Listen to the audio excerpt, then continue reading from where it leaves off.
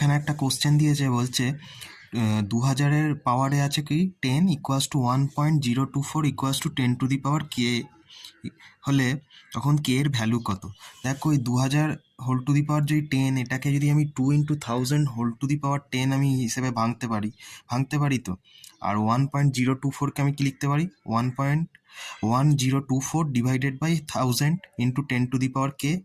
এবার দেখো এটা মানেই তো 2 to the power 10 into 1000 to the power 10। আর এটাকে লিখতে পারি 1024 ডিভাইডেড বাই 10³ হাজারটাকে লিখতে পারি ইন্টু 10 টু দি পাওয়ার কে, হয়ে গেল। এবার দেখো 2 টু দি পাওয়ার 10 মানেই তো 1024। দেখো 1024 কেটে গেল। আর এটা কি 10³ লিখলাম হাজার মানে, তাই 10³ into whole to the power 10। আর নিচে দেখো 10³ আছে 10 টু দি পাওয়ার কে।